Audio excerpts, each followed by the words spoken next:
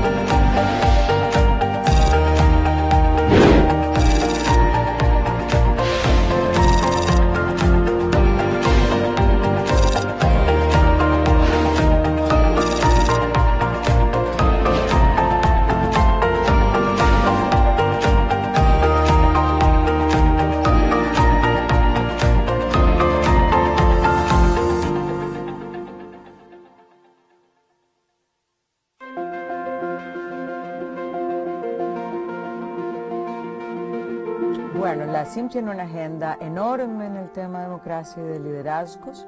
El primer ámbito tiene que ver con la gobernanza electoral, para que esta gobernanza electoral responda a las necesidades con las que fue creada, y es buscar los espacios de redistribución del poder. Después hay un programa interamericano sobre el liderazgo de las mujeres, donde generamos conocimiento y también tenemos cursos de capacitación. Hay un poderoso curso que ha llegado a más de 1000 mujeres con más de 15 ediciones, que es para candidatas electorales, en las cuales conversamos con ellas, pero también nos ponemos en una agenda de solidaridad y articulación y alianzas entre las mujeres, a pesar de las múltiples diferencias ideológicas o de partidos políticos. También hablamos de los temas de violencia política, porque no es lo mismo llegar que quedarse, y la violencia política es una forma de ejercicio de disciplinar a las mujeres para que vuelvan al mundo de lo privado y enfrentar la violencia, hacer buenas investigaciones, buenas leyes que permitan sancionar la violencia política. Es parte de las aspiraciones de la CIM en este programa de liderazgo de las mujeres.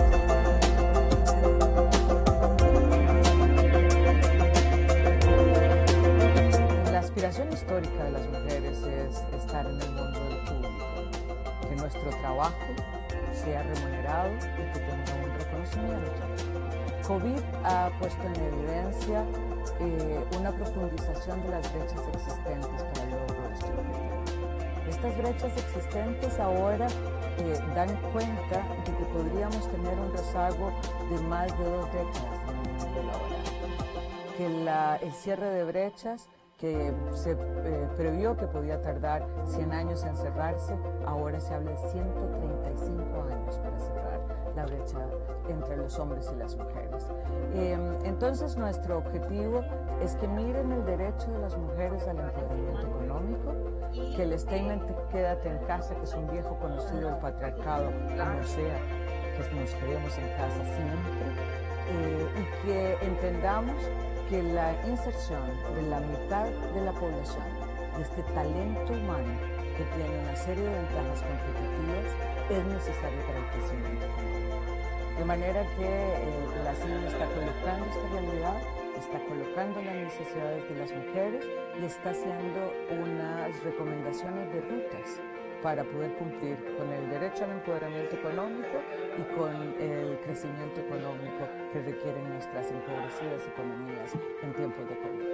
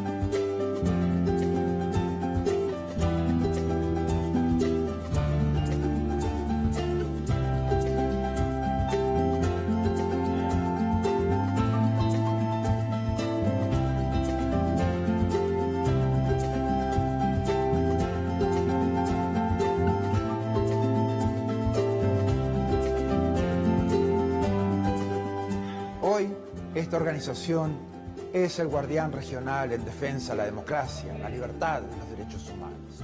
Los países se han comprometido con estos valores a través de instrumentos legales como la Carta Democrática Interamericana, la Convención Americana de Derechos Humanos y todas las demás convenciones interamericanas. Nuestro trabajo es mantener los más altos estándares. Debemos ser objetivos, analizar los hechos, denunciar cuando veamos corrupción, inequidad o amenazas a la libertad. En esos casos no podemos ser neutrales.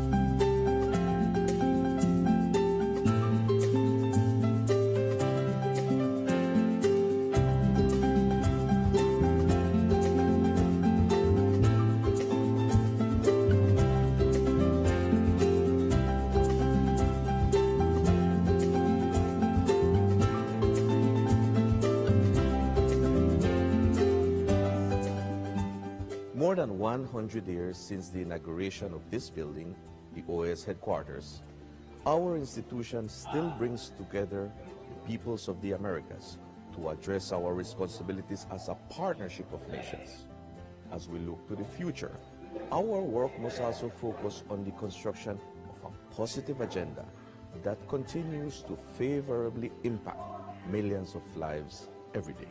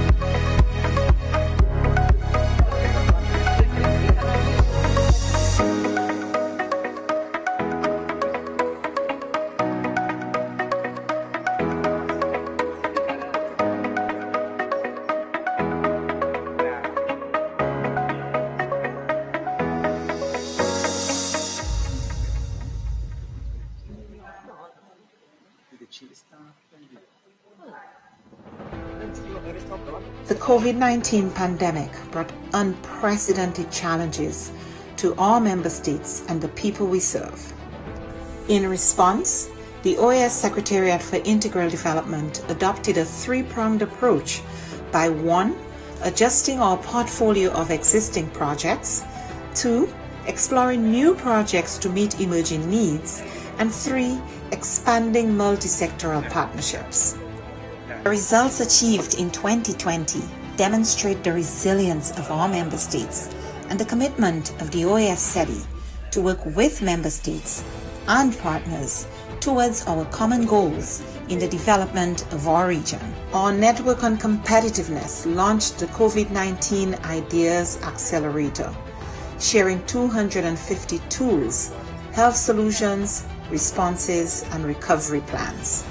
The Network for Labor Administration published a portfolio of responses from ministries of labor to COVID-19, sharing over 420 measures taken to protect workers, employment, and income. Likewise, The Inter-American Teacher Education Network series, Teaching STEM in Quarantine, provided 117,000 teachers with key tools to continue advancing STEM education during the pandemic.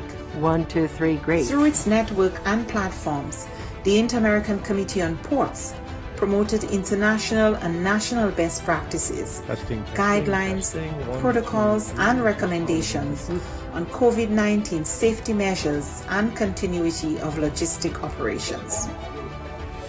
Initiatives such as the Education in Times of Change platform allowed us to meet urgent needs by offering timely tools on virtual education and a dedicated space for ministries to share strategies, actions, and solutions. Other programs such as the Row Fund stepped up, providing emergency grants to offset the challenges imposed on our students by the pandemic. SETI's partnerships are adding value to member states in the form of technical assistance, training, and access to tools and services. In partnership with leading private sector institutions, we offered micro, small, and medium enterprises access to online tools and training, increasing their visibility and participation in e-commerce, a key to their survival and growth in the pandemic and post-pandemic era. A new OAS SETI Facebook initiative provided 85,000 MSMEs across the region with capacity building opportunities and WhatsApp business tools to aid response, recovery, and resilience building. The Caribbean Small Business Development Centers program achieved real impact, supporting new businesses, expanding sales, and driving growth. A new network of Caribbean SPDCs will broaden the program's reach. The Inter-American Committee on Tourism, the C2, convened ministerial-level policy dialogue in an urgent response to the impact of the pandemic on the hard-hit tourism and hospitality sectors. Policymakers and experts discussed biosanitary protocols, travel and visa facilitation, among other critical areas for the sector's recovery. Partnering with the George Washington University and the U.S. Bureau of Indian Affairs, we went ahead with the scheduled first Indigenous Tourism Forum of the Americas, pivoting to a virtual format and convening over 240 participants from indigenous communities, the private sector, and governments. SETI also integrated sustainable development practices in the COVID-19 response. The pandemic is a daily reminder of the links between water, health, sanitation, food security, and nutrition. We ensured the continuity of our water management projects in the Plata Basin and worked with governments and partners in the design of an investment portfolio valued at $90 million. Additionally, the Energy and Climate Partnership of the Americas continued to share relevant best practices and responses to the pandemic on energy and air quality. These few examples indicate our collective impact. We cannot do this alone. It is now more urgent than ever to address the region's structural weaknesses, to recover from the health, economic, and social crises occasioned by the pandemic and prepare for future shocks. It is imperative that we work together as we risk losing recent development gains and seeing millions fall back into poverty. It is time for the region to redirect course and pursue a more sustainable, resilient, and equitable future for all. We are in this together. But the resilience building agenda is too big for any one stakeholder to address acting alone, and simply bringing together stakeholders, whether at the national, subnational, regional, global level, is not enough. Effective, focused, and sustained coordination among stakeholders is paramount to provide countries with integrated and comprehensive support. Do you hear me OAS right as now? a hemispheric I do forum hear and you, honest but broker no, not right now. I don't hear must it continue anymore, to but facilitate just this before I was process hearing somebody. while we work We with work member fine. states We're testing. towards Who's the the test? We hold attainment the of the microphone. 2030 Oh. Sustainable Microphone Development camera, that's why. Agenda. Oh, okay, okay. Cooperation, Thank collaboration, and partnerships that include all actors strengthen us, enabling us to be more than the sum of our parts. We can and we must work together. The future of our region depends on it.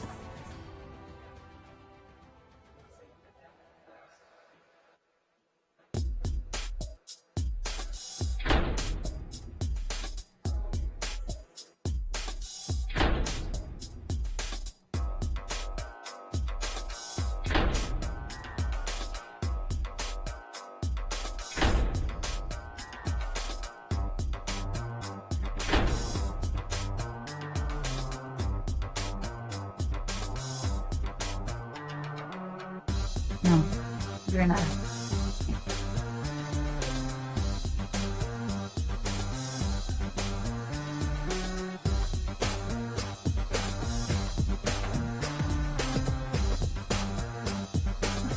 Good afternoon.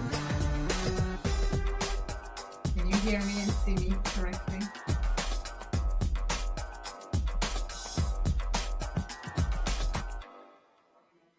Am I being heard?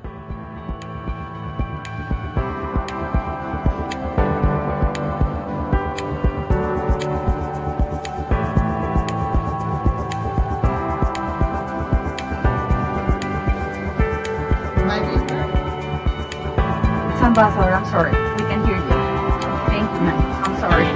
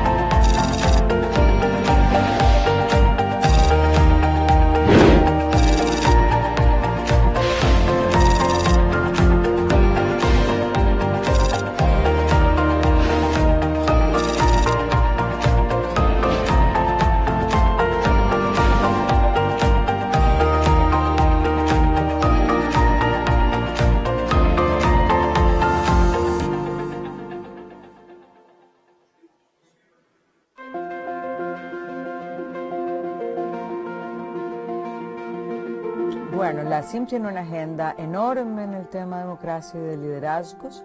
El primer ámbito tiene que ver con la gobernanza electoral, para que esta gobernanza electoral responda a las necesidades con las que fue creada, y es buscar los espacios de redistribución del poder. Después hay un programa interamericano sobre liderazgo de las mujeres, donde generamos conocimiento y también tenemos cursos de capacitación.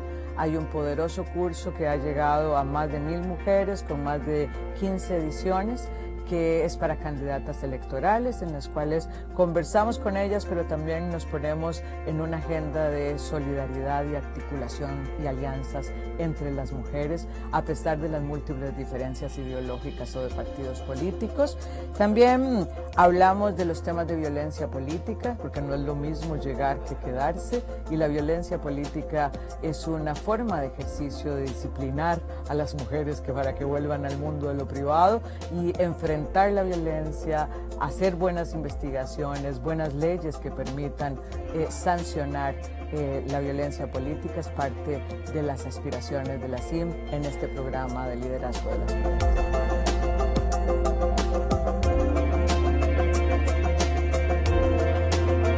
La aspiración histórica de las mujeres es estar en el mundo de lo público, que nuestro trabajo sea remunerado y que tenga un reconocimiento. COVID ha puesto en evidencia una profundización de las brechas existentes para el logro de este objetivo. Estas brechas existentes ahora dan cuenta de que podríamos tener un rezago de más de 2 décadas en el mundo laboral, que el cierre de brechas que se previó que podía tardar 100 años en cerrarse, ahora se habla de 135 años para cerrar la brecha. Buenas tardes, vamos a probar. Entonces nuestro objetivo es que miren el derecho de las mujeres.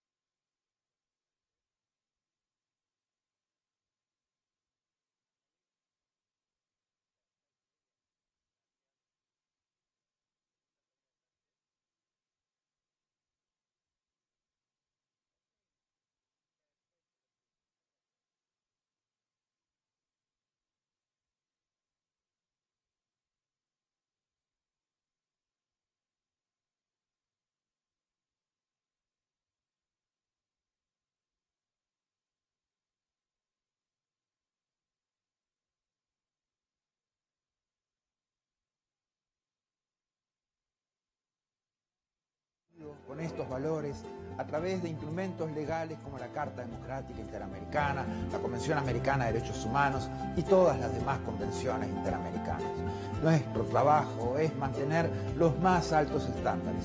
Debemos ser objetivos, analizar los hechos, denunciar cuando veamos corrupción, inequidad o amenazas a la libertad. En esos casos no podemos ser neutrales.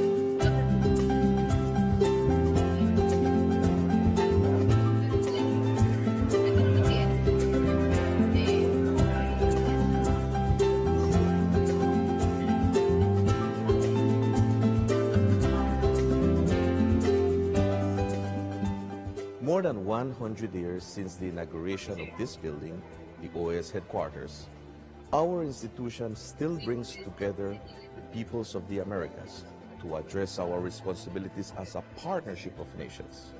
As we look to the future, our work must also focus on the construction of a positive agenda that continues to favorably impact millions of lives every day.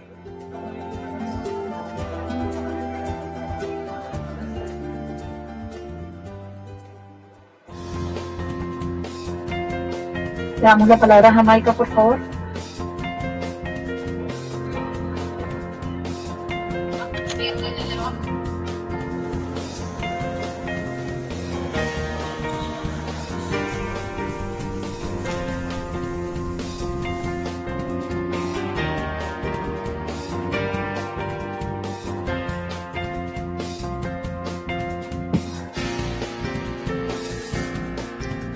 Good afternoon.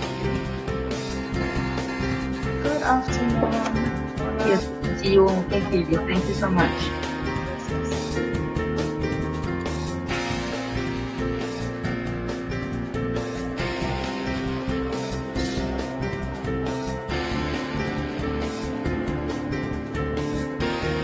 Damos la palabra a Panamá, por favor.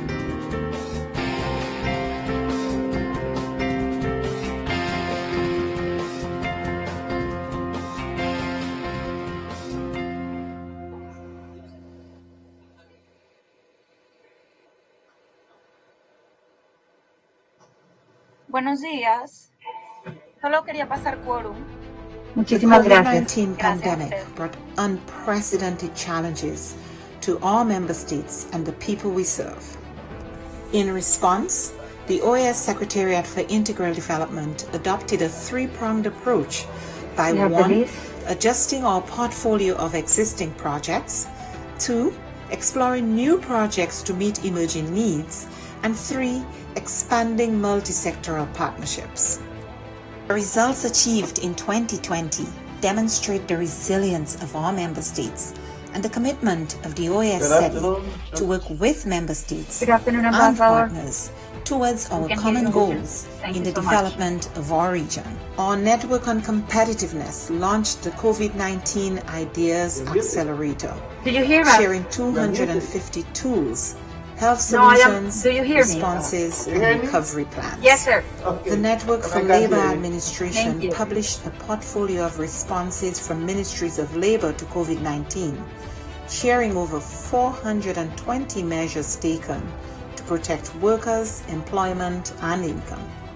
Likewise, the Inter-American Teacher Education Network series, Teaching STEM in Quarantine, provided 117,000 Good, thank teachers you.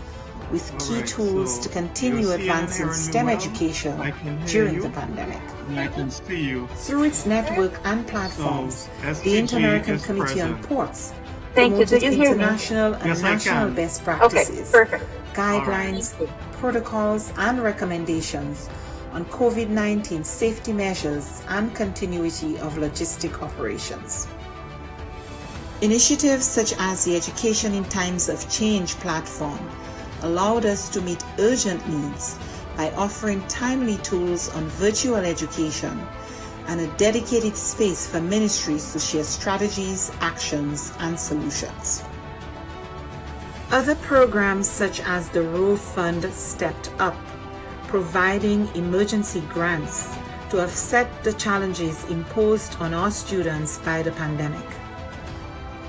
SETI's partnerships are adding value to member states in the form of technical assistance, training, and access to tools and services.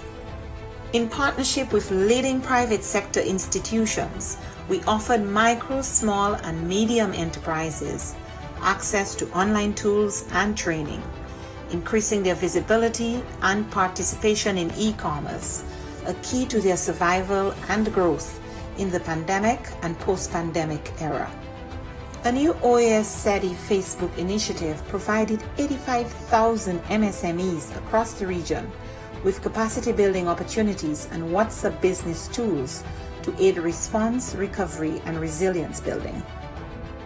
The Caribbean Small Business Development Centers program achieved real impact, supporting new businesses, expanding sales, and driving growth.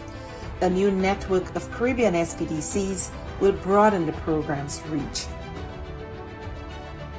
The Inter-American Committee on Tourism, the CTOUR, convened ministerial-level policy dialogue in an urgent response to the impact of the pandemic on the hard-hit tourism and hospitality sectors. Policymakers and experts discussed biosanitary protocols, travel and visa facilitation, among other critical areas for the sector's recovery. Partnering with the George Washington University and the U.S. Bureau of Indian Affairs, we went ahead with the scheduled first Indigenous Tourism Forum of the Americas, pivoting to a virtual format and convening over 240 participants from indigenous communities, the private sector, and governments. SEDI also integrated sustainable development practices in the COVID-19 response. The pandemic is a daily reminder of the links between water, health, sanitation, food security, and nutrition. We ensured the continuity of our water management projects in the Plata Basin and worked with governments and partners in the design of an investment portfolio valued at $90 million. Additionally, the Energy and Climate Partnership of the Americas continued to share relevant best practices and responses to the pandemic on energy and air quality. No lo escuchamos a usted. These Haga few una cosa. examples indicate our collective impact. Don speaking We y cannot solicite la do palabra this nuevamente. alone. It is now more urgent than ever to address the region's structural Lo voy a sacar de weaknesses, pantalla y to solicite la palabra recover from the nuevamente. health, economic, and social crises occasioned by the El pandemic, comisionado ahora puede and solicitar la prepare palabra. for future shocks. It is imperative that we work together as we risk losing recent development gains and seeing millions Comisionado, ¿me fall escucha? back into poverty. It is time for the region to redirect course and pursue a Ahora more sí, nuevamente encienda cámara y micrófono. A ver si lo resilient, escuchamos. and equitable Ahora sí, future perfecto. for all. Ahí lo escuchamos. Usted nos We escucha, are in this comisionado. Y together. así se hizo pruebas. But the resilience building agenda is too big for any one stakeholder Comisionado, ahí to lo address perdimos la cámara. acting alone and simply bringing together Ahí stakeholders, volvió. whether at the national, Perfecto. subnational, regional, global level, Creo que is sí, not la enough. conexión un poco baja, pero Effective, focused, and ¿Podría hablar un sustained poco más a ver si coordination escuchamos? among stakeholders is paramount to provide countries with integrated and comprehensive support. The OAS, as a hemispheric forum and honest comisionado, si me worker, escucha, podría hablar un poquito must más. continue to facilitate this process while we work with member states towards the attainment of the 2030 Sustainable Development Agenda. Cooperation, collaboration, and partnerships that include all actors strengthen us, Muy buenas enabling tardes a us to todas be y more todos. than the Good sum afternoon, of our everyone. parts. Solicitamos a las delegaciones que por favor se must work together. We kindly The ask future all of our delegations to please come to the seat so that we can call today's meeting to order.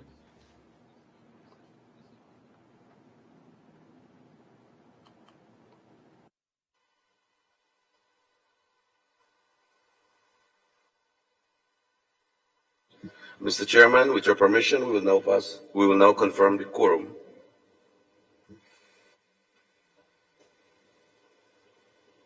Good afternoon, everyone. This is a hybrid session of the Permanent Council. We have delegations in the Hall of the Americas, and we have some connected from out of the Hall of the Americas. The following delegations are connected and are present today: Antigua and Barbuda, Argentina, Bahamas, Barbados, Belize, Bolivia, Brazil, Canada, Chile, Colombia, Costa Rica, Dominica, Ecuador, El Salvador, the United States, Grenada, Guatemala, Haiti, Honduras, Jamaica, Mexico, Panama, Paraguay, Peru, the Dominican Republic, St. Kitts and Nevis, St. Vincent and the Grenadines, St. Lucia, and Suriname. We have quorum, Mr. Chairman.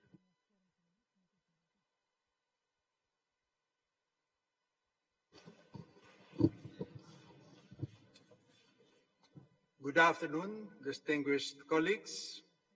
I have the honor to declare open the special meeting of the Permanent Council pursuant to Article 14 of the Statutes of the Permanent Council and Article 37 of its Rules of Procedure.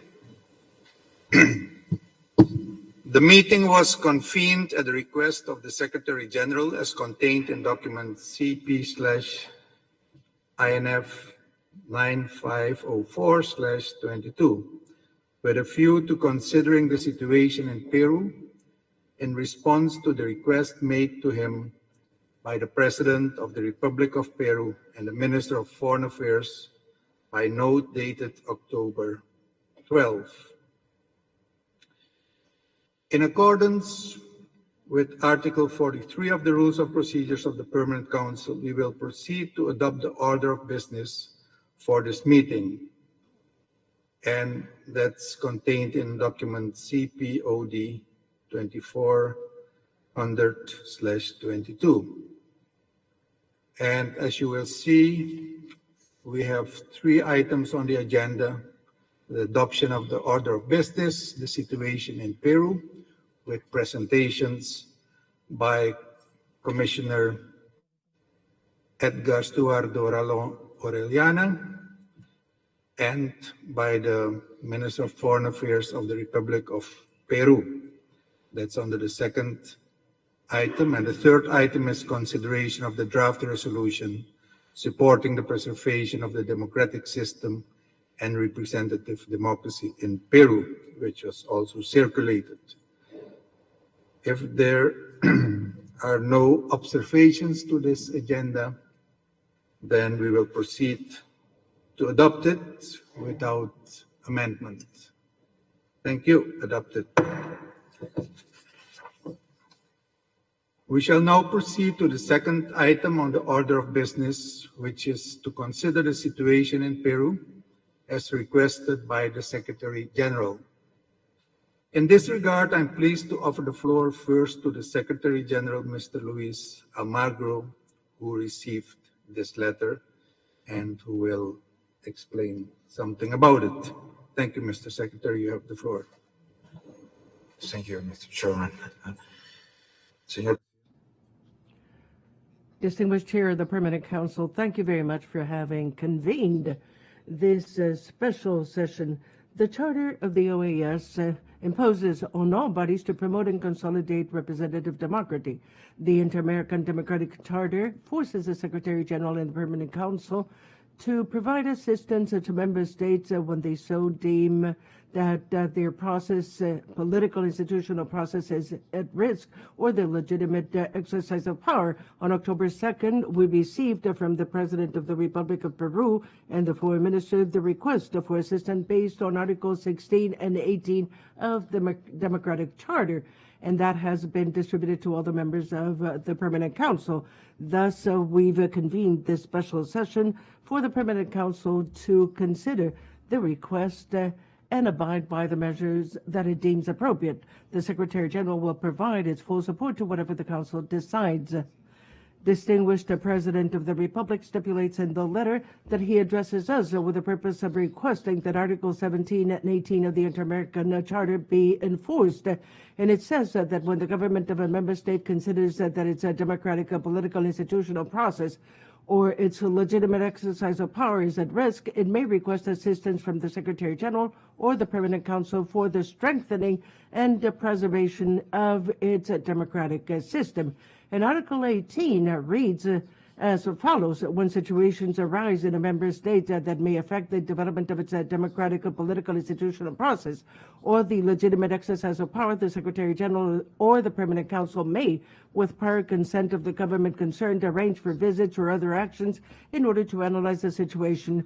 The government of Peru has decided to activate this collective guarantee mechanism to preserve the legitimate exercise of power, and taking into account that in recent months there have been a whole set of events and situations taking place in Peru that definitely might give a shape in keeping to the note to a disruption in the institutional democratic order in Peru.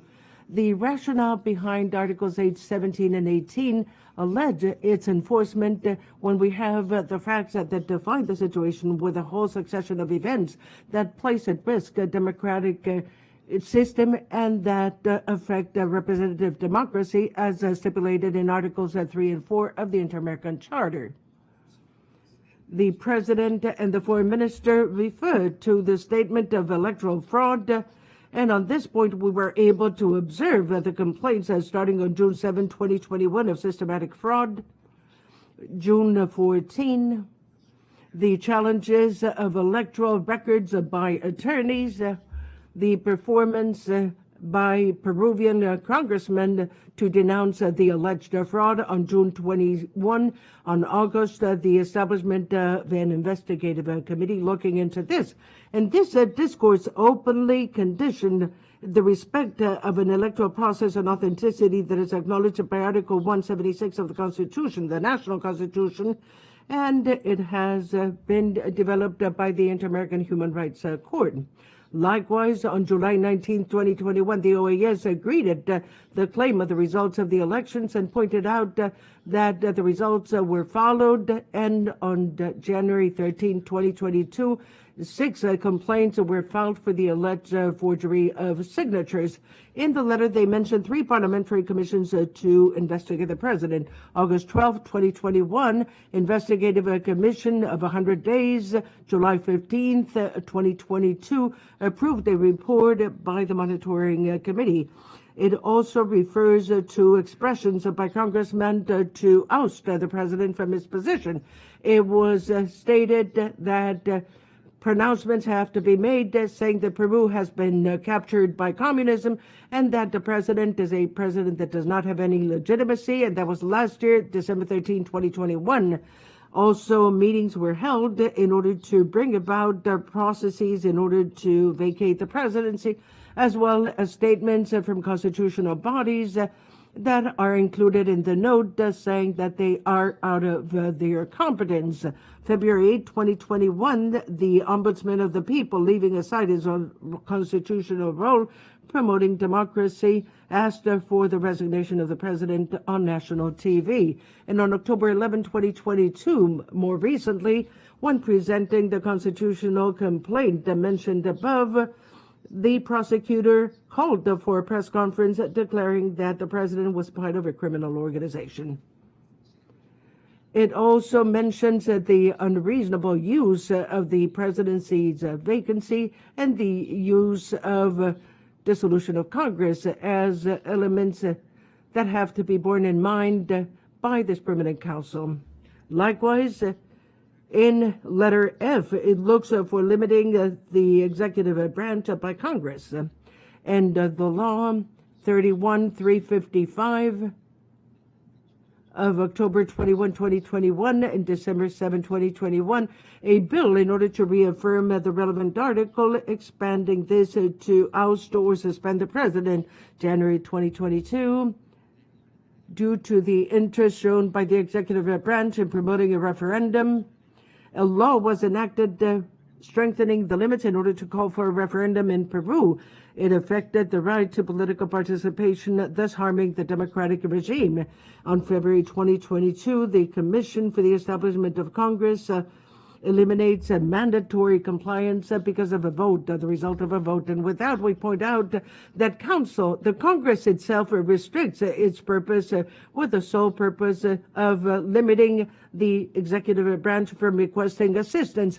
Difficulty in the presidential power in guiding the foreign policy. On July 14, 2022, they did not approve holding the General Assembly of the OAS in Peru, and that was raised on July. And to file the bill that approved the Inter-American Convention Against Racism and Racial Discrimination and related forms of intolerance, and the Inter-American Convention Against All Forms of Discrimination and Intolerance. They refused President Castillo from leaving in order to go to the transfer of command in Colombia, and they denied the travel of President Castillo to the Vatican and to Brussels. Request for presidential ousting, November 10, 2021. A request was submitted on March 2022. They voted on a second term of period to vacate the presidency. It was voted. They did not get the relevant votes. On October 2022, the Congress person requested a third period, abuse of political power, as is mentioned here. During the over 13 months of this president, Congress has undertaken many political actions, thus on 27 opportunities challenging this and censoring 5 ministers, unprecedented figure in the last few years. Constitutional accusations. February 2022, the Subcommission of Constitutional Accusations. July 2022, the Subcommission of Constitutional Accusations declared that 2 constitutional complaints against the president did proceed. And in October 2022, in addition to that, there are 15 constitutional complaints against the president and the team. Obviously, it also refers to the constitutional options where the Congress of the Republic intervenes and they allowed to withdraw or suspend the president. According to Article 113 of the Constitution, they go beyond the objective situation. Physical capacity, it has to resign in the country. There are 2 alleged situations. Vacancy because of moral incapacity to conduct exceptional situation because of constitutional complaints. In keeping with Article 114 of the Constitution, the president can also be suspended of that position because of temporary disability, being subjected to exceptional judicial processes. We have the constitutional accusation, and the president can only be accused during this period by treason to the homeland, by preventing parliamentary or municipal or regional elections and dissolving Congress, with the exception of Article 154, and preventing its operation at the National Jury on Elections and another electoral system. In keeping with Article 116, these would be the only alleged assumptions. In the letter, it says that the Congress should not enforce this Article 117 on the basis of a control of conventionality because of the United Nations Convention Against Corruption. Although any public authority may undertake this control against a constitutional provision, as is also pointed out, in keeping with the jurisprudence of the Inter-American Court, having international instruments that go beyond the hemispheric scope because they're part of the whole corpus of human rights. The right to information on consular assistance within the framework of the guarantees that due legal process is requested by member states. Impossible to clarify the enforcement of Article 117 of the Constitution, and thus it has to do with a control or the arguments that Peru has been complying with international standards in the fight against corruption. The representative of the United Nations in Peru, of the United Nations Office Against Drug and Crime, as the Secretariat of the Commission says, that this convention, particularly Article 25, does not compel states to adopt measures in order to prevent law enforcement in cases of corruption, but they demand states to take legislative measures in order to typify as criminal rights as certain actions that interfere with a law enforcement officer. The executive concept of this is essential in order to warn the proposal of the prosecutor of the nation. As we see in the note, the right of equal conditions for President Castillo have been affected, and also an explicit arbitrary situation is seen. The merit to the urgency points to the situation described. The government of Peru has to invoke the enforcement of the Inter-American Democratic Charter to solve the political crisis in the country. On the basis of the aforementioned consideration expressed by President Castillo, we bring these to your attention before this Permanent Council. Thank you, sir. Thank you, Mr. Secretary General, for providing this background. I'm now pleased to offer the floor to the Commissioner Stuardo Ralón, First Vice President and Rapporteur for Peru of the Inter-American Commission on Human Rights. Commissioner Ralón, welcome back to the OAS Permanent Council, and the floor is yours. Muchas gracias, señor. Thank you very much, Distinguished Ambassador, Chair of the Permanent Council. and Cesar Rodrigo Landa Arroyo, Minister of Foreign Affairs of the Republic of Peru, Mr. Luis Almagro, Secretary General of the Organization of American States, the OAS, Mr. Nestor Mendez, Assistant Secretary General of the OAS, permanent representatives, alternates, member states, and distinguished observers, ladies and gentlemen. It is in the course of the last few years that Peru has gone through various political crises because of various factors, and one of these is that the reiterated use of three constitutional figures. And these three constitutional figures are constitutional accusation, presidential vacancy because of a permanent moral disability, and dissolving Congress because of the denial of confidence to two Council of Ministers. In the view of the Commission, these figures have the potential of weakening the separation and the balance of powers of the state by paralyzing the governance of the country due to a lack of objective definition and the repeated use, discretional use, as well as triggering high risk to the democratic institution of the country. As a result of that, it has been difficult to have the adequate governance of a country that has had 5 presidents and 3 parliaments in only 6 years. In this regard, the Inter-American Commission has expressed on a timely basis in 6 different press communiques from 2020, as well as 3 reports, including the annual reports of 2020 and 2021. The escalation of the delicate institutional situation experienced in Peru led the Inter-American Commission to visit the country between October 10 and 14 this year.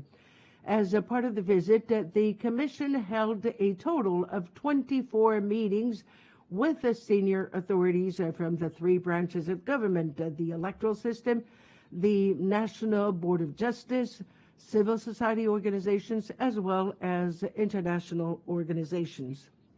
During the course of the visit, I would like to highlight that precisely during the meetings scheduled with the President of Congress, the Speaker of Congress of the Republic, hand in hand with that, at the same time, we were hearing the statements by the Vice President of the Republic before the Subcommission of Constitutional Accusations. I also wish to let you know that during the meeting scheduled with the President of the Republic, simultaneously at that very same time, they were being searched. They were searching the house of the sister of the President of the Republic, where their mother was recovering from a health problem. Also, after the visit of the Inter-American Commission, there was an unprecedented event, which was the presentation of a constitutional complaint by the Attorney General of the nation against the President of the Republic. And 24 hours later, there was also a complaint of constitutional accusation, but now against the Attorney General of the nation, the Prosecutor General of the country, before the Congress of the Republic. And these eruptions generated in the context of high conflict between public powers have hindered the governance of the country. We were able to see firsthand that this has led to an erosion of the legislative agenda and has raised questions about the independence of the judiciary and has also weakened the confidence in public institutions. In addition, political instability and persistent changes of authorities in charge of designing and implementing public policies have had a direct impact on the enjoyment of human rights. This with a special impact on the protection of people and groups in situations of greater vulnerability, such as women, children, adolescents, amongst others. The IACHR is aware of the fact that all the states have their own institutional design and anti-corruption mechanisms, which may have their uniqueness, their particularities. However, it is an inter-American international standard that certain basic principles of any democracy cannot be broken, such as the principle of legality, the principle of due process, which constitute the basis for a balance of powers that would allow for the existence of democracy itself. it is very important in order to avoid scenarios of institutional and democratic rupture that the punishable constitutional behaviors be pre-established in strict and unequivocal terms so that they clearly limit the specific facts that they establish their elements, and that the scope of the functions of each of the public powers and the due process to fulfill said functions be absolutely clear. The Commission also states, as it has done in its report, Corruption and Human Rights, that allegations of corruption must be investigated. When such complaints are against senior officials of the public power, they have to be met in time, manner, and form, provided that this has to do with the process of withdrawal of immunity or investigation, provided that the principle of legality, due process, and the right of defense is respected with absolute technical rigor, since the breach of this principle puts institutional stability at risk.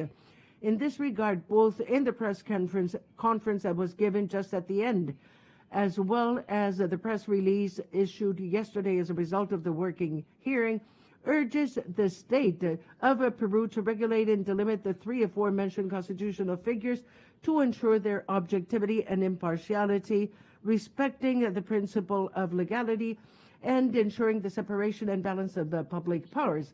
Likewise, it urges all the branches of government to refrain from calling for the arbitrary use of force or any allusion to an institutional rupture. Que se han dado las últimas semanas. Peru is currently experiencing a constitutional crisis due to unprecedented events that have happened in recent weeks.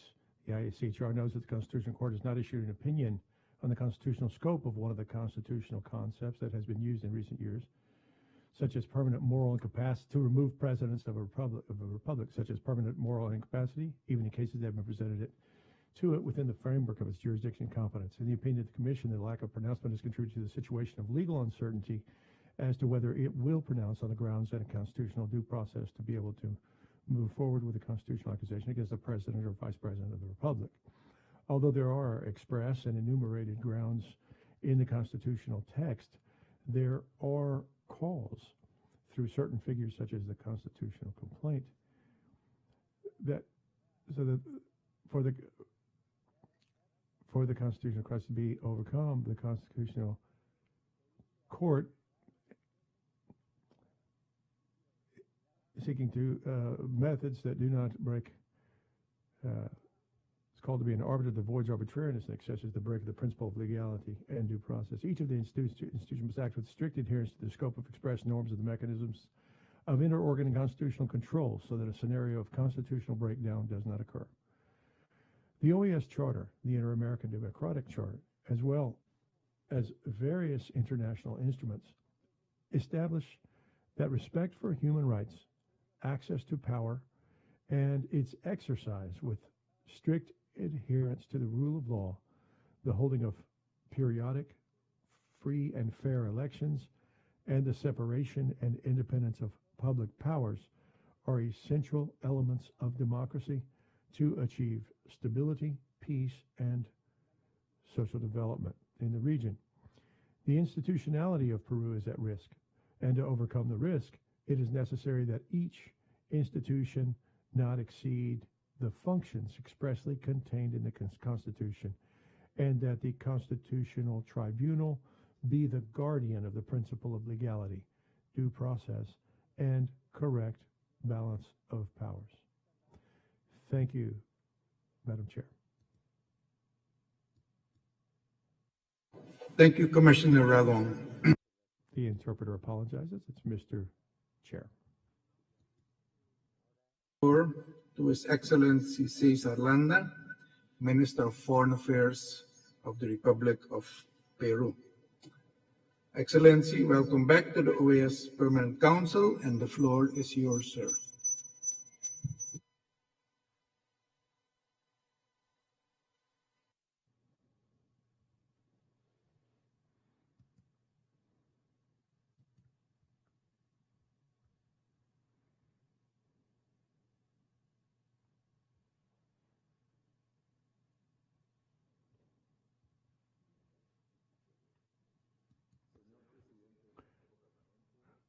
Mr. Chairman of the Permanent Council, Ambassador Chowdhury, Secretary General Liz Almagro,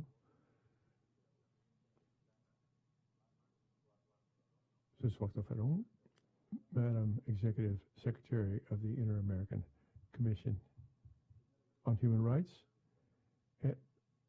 ladies and gentlemen, permanent representatives, I want to express our deep gratitude for sharing the concern that the Peruvian government, related to the crisis against democracy in our country.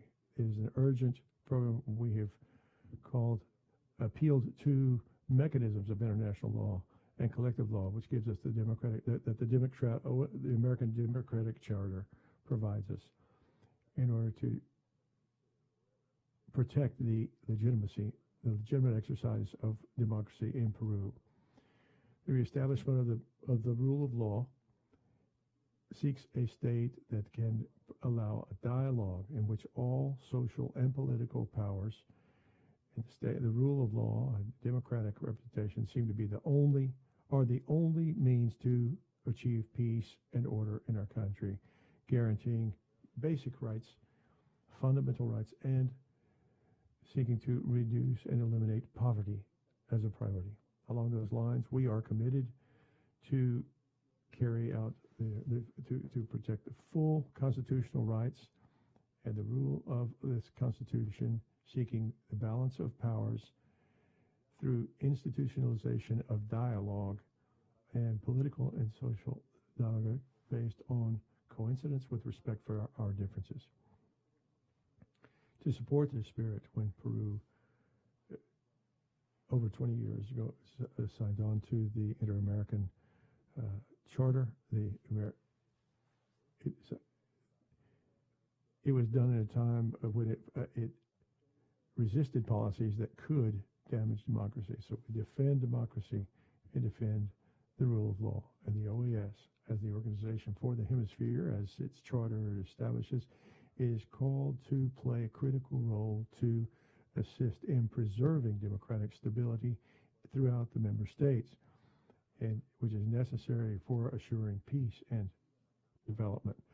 My country is going through a serious political crisis that must be overcome. Those who are most affected are the ones who are most vulnerable. We would need to focus on what is truly important: economic cooperation, creating jobs and reducing poverty, fighting corruption, dramatically improving education, and other priorities that have been put off and could not be continued. In taking on all of these fronts, this confrontation must be done within a spirit of democratic governability. The Commission on Human Rights has produced its report, and as its chair, Mr. Ralon, have said, interviewed authorities from the three powers of state. These are important national institutions, and as well as with organizations of civil society. It addressed the risks against democracy in Peru, which have been produced through questions of removal of presidents, and there have been constitutional accusations and to dissolve Congress because of a lack of confidence on the part of the ministers. As has been manifest today, this has the potential to debilitate the balance of powers due to a lack of objective definition, which makes it difficult. It makes governing difficult. It is important to have measures that establishes strictly what is the constitutional conduct that can be sanctioned in order to guarantee political security and avoid the discretional use of those, and adhering to due process principles. The OAS had last August also pronounced against the imbalances across the powers, and which was exacerbated by the pandemic and by the economic crisis, and so creates a system of vulnerability. And it appealed to the building of bridges in defense of democratic institutionality and maintenance of peace.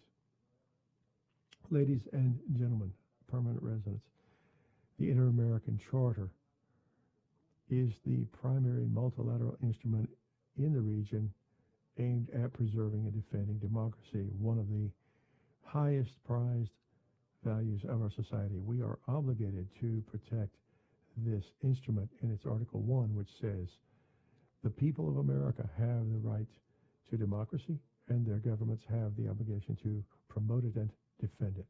End quote. It is in the non-fulfillment of this obligation, and we're here to call you to fulfill this obligation so that the Permanent Council might be able, through its member states, carry out an evaluation of the Peruvian institutionality and democracy, and that it make a pluralistic evaluation that is objective, and then establish some space for dialogue that aims to preserve governability and the democratic institutionality of Peru, and would strengthen it through the Inter-American Charter, which was adopted in Lima in September of 2001. It calls on the establishment of mechanisms that can that prevent the involvement of institutions that could put democracy at risk, and would threaten a democratically elected government. This information is described in the missive that was remitted by the President of the Republic, and is signed by is addressed to the Secretary General, Mr. Luis Almagro. I will not repeat what it says, but I do want to reiterate that if this situation is not corrected in time, it could lead to a true destabilization of the legitimate power and democratic institutionality in Peru.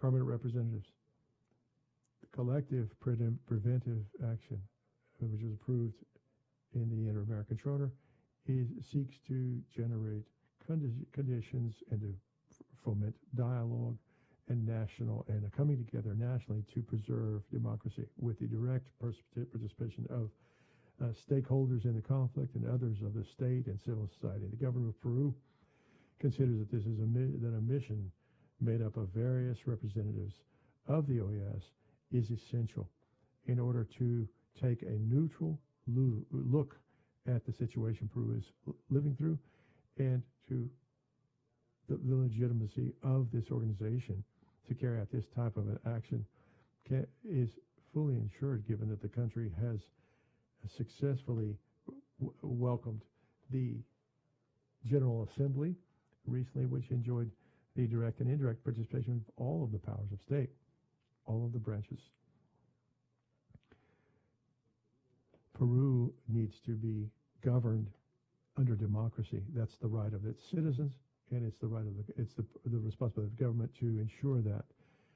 And therefore, we invoke on a number of multilateral mechanisms to preserve and defend that democracy. In that regard, we trust that we will be able to count on the action and solidarity of this permanent council, so that, as in other occasions when the Inter-American Charter has been applied in the region, in fact in our own country, this course of action could contribute in an adequate way to help us overcome the situation of confrontation that we are facing, leading to dialogue and concordance throughout Peru. As was mentioned, even in a private hearing with His Holiness the Pope Francisco last week. So the President seeks the support of the Permanent Council to respond to the proposal that will be presented to you. Thank you very much.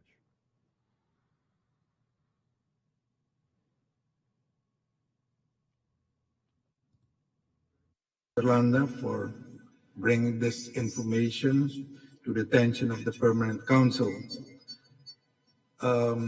We now proceed to the item 3 on the agenda, consideration of the draft resolution supporting the preservation of the democratic system and representative democracy in Peru. Guatemala has asked for the floor.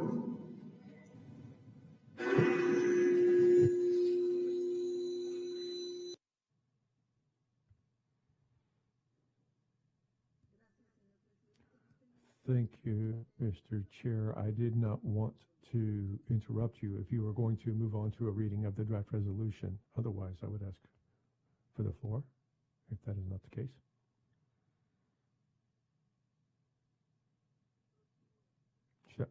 Shall I proceed, Mr. Chair? The delegation of Guatemala extends sincere congratulations to the new chair of the Permanent Council and the permanent representative of Suriname, wishing you the greatest of success in the exercise of your tasks. Guatemala further is grateful for this extraordinary session, which has been called to consider the situation in Peru. We also thank the presentation of Commissioner Edgar Esteban,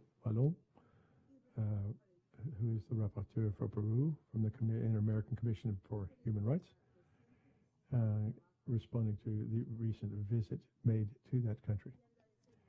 And we also thank the presence of His Excellency Cesar Rodrigo Landau-Rio, Minister of Foreign Relations from the Republic of Peru, for his detailed presentation made here in this extraordinary session of the Permanent Council, in which he has put forward the draft resolution supporting the preservation of the democratic system and representative democracy in Peru. My country, as co-sponsor of this draft resolution under consideration, recognizing the sovereign right that the government of Peru has to invoke the Inter-American Charter as the instrument, I suggest that this be adopted by acclamation. Thank you, Mr. Chair.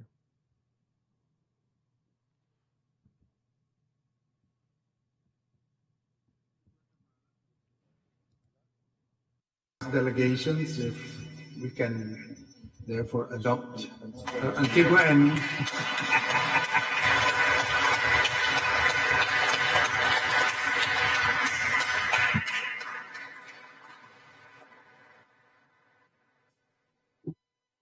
you were faster than I was, but Antigua has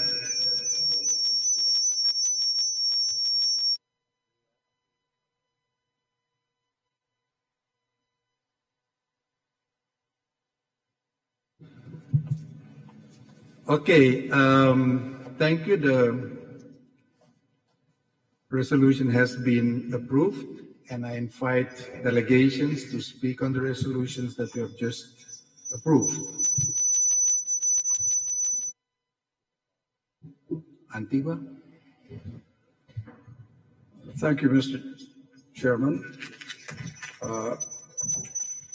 The reason I had asked for the floor in advance was that I thought it would have been a good idea if we'd heard what the resolution said formally. And that resolution has still not been read out to this Permanent Council. And for the record, I think its contents ought to be read out.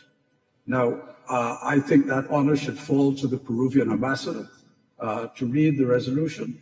And after he has finished speaking and introduced it, Mr. Chairman, I would plead that I be given the floor. Thank you.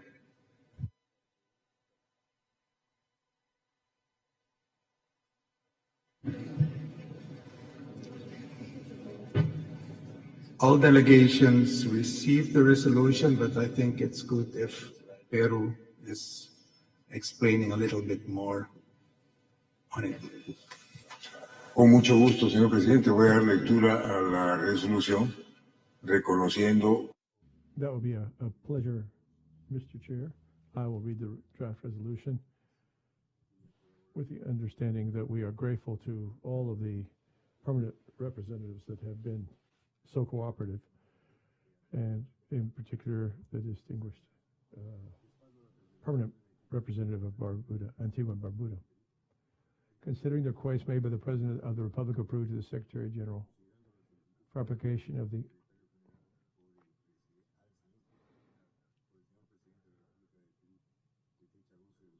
on October 12, 2022, for the application of the Inter-American Democratic Charter as a means of preserving the democratic political institutional process and the legitimate exercise of power in Peru. taking into account the communique issued on October 19, 2022 by the Inter-American Commission on Human Rights, ICHR, considering also the presentation made by the Minister of Foreign Affairs of Peru to the Permanent Council, reconfirming the consent of the Peruvian government to this request, reaffirming the principles embodied in the Charter of the Organization of the American States and the Inter-American Democratic Charter aimed at promoting and consolidating democracy with full respect for the rule of law and constitutional order, and in welcoming the willingness of the government to establish in keeping with Article 4 of the Inter-American Democratic Charter, to acknowledge that the constitutional subordination of all state institutions to the legally constituted civilian authority and respect for the rule of law on the part of all institutions and sectors of society are equally essential to democracy. Call upon.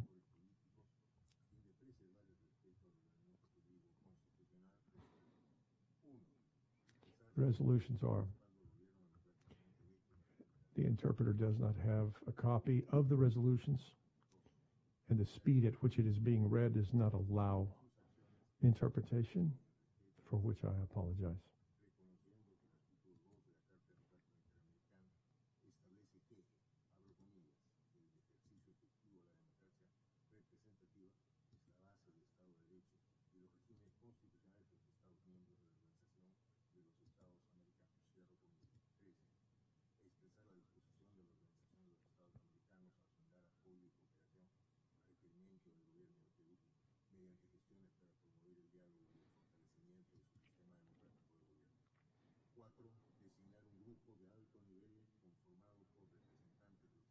Again, the interpreter apologizes.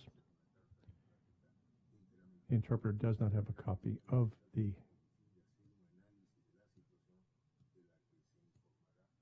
paragraphs being read, and the speed at which the foreign minister is reading is too fast to accompany and interpret.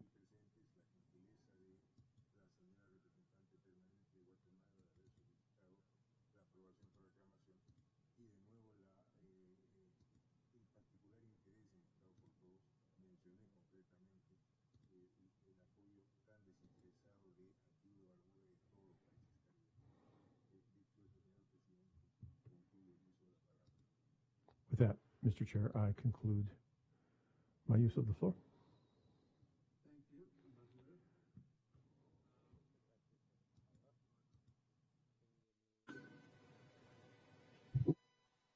Thank you, Mr. Chairman. Mr. Chairman, before I proceed, might I just point out that the interpreter, during the presentation of the distinguished ambassador of Peru, made the point that he was talking at a rate that made it impossible for him to translate the text, what he was saying, into English. Therefore, many of the English speakers here have still not heard the text of the resolution read. I think we must note that, but at the same time, I accept that we all know what the content of the resolution is, so we need not delay the process any further on that account. Mr. Chairman, the delegation of Antigua and Barbuda is pleased that the government of Peru has taken the initiative to bring this matter to the attention of the Permanent Council and the attention of the Secretary General. This is the type of early warning mechanism that the OAS should welcome in order to avoid having to deal with situations in member states after they become a cause for concern. Mr. Chairman, invocation of the Inter-American Democratic Charter should be done only after very careful consideration, and implementation of its articles by this Permanent Council should be considered only after careful review. In this particular case, my delegation feels that by bringing this matter to the attention of the Secretary General and the Permanent Council, the government of Peru is acting responsibly and in accordance with the charters of the OAS, especially Articles 17 and 18 of the Inter-American Democratic Charter. This is the right thing to do. Through this resolution, the Secretary General, under the authority of this Permanent Council, is now afforded the opportunity to dispatch a team to Peru to undertake an independent assessment of the situation through discussions with all parties and to report to this Council. On that basis, this Permanent Council will decide on the best and most helpful course of action that it can take to assist the government of Peru and all parties to preserve a democratic system in the interests of the Peruvian people. I would remind that Article 2 of the Democratic Charter states, and I quote, that the effective exercise of representative democracy is the basis for the rule of law and of the constitutional regimes of member states. Article 4, additionally, states that, and I quote again, the constitutional subordination of all states' institutions to the legally constituted civilian authority and respect for the rule of law on the part of all institutions and sectors of society are equally essential to democracy. Against this background, the delegation of Antigua and Barbuda worked in advance of this meeting to contribute to the objectives of the text, to the objectivity of the text of this resolution, so that its intentions could command the support of all our member states in service to the people of Peru. Mr. Chairman, we welcome the acceptance of this resolution by acclamation. Thank you very much. Thank you, Ambassador Sanders, for your contribution. And I give the floor to Colombia.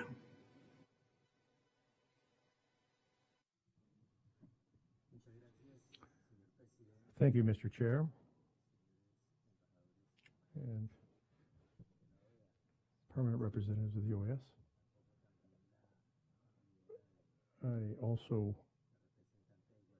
welcome the idea of Representative Guatemala welcoming the ambassador to the chair of the Permanent Council. We also join the idea of the representative of Barbuda, and that this reading be done in a way that an interpreter can help us understand what it is that is being read.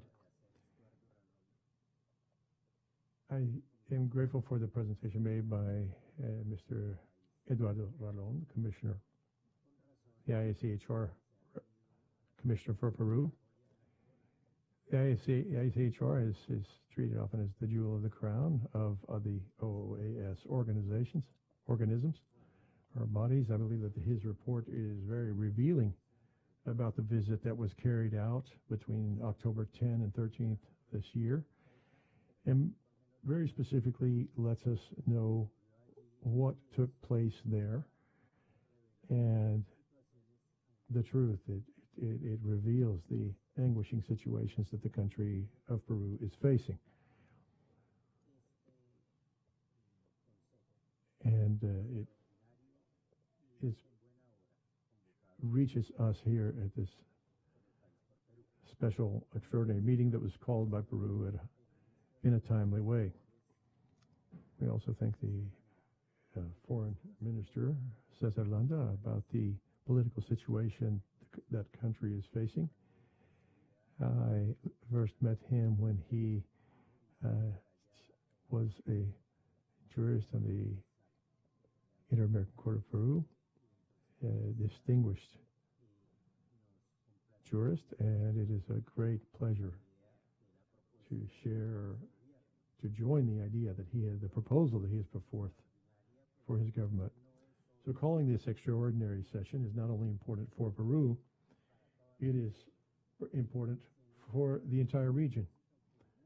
It is enshrined in this common purpose of preserving a legitimate democratic institutional process that is found enshrined in Articles 17 and 18 of the Inter-American Charter.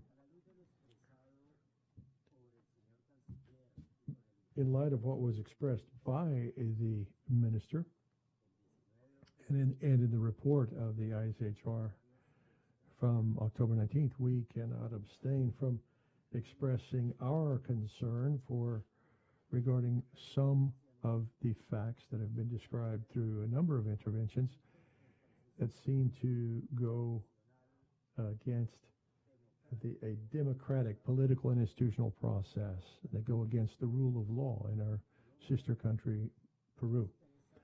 Colombia expresses without reservation its solidarity and support of the Peruvian people, of the government of Pedro Castillo, which was democratically elected, and the democratic process of authorities elected in Peru.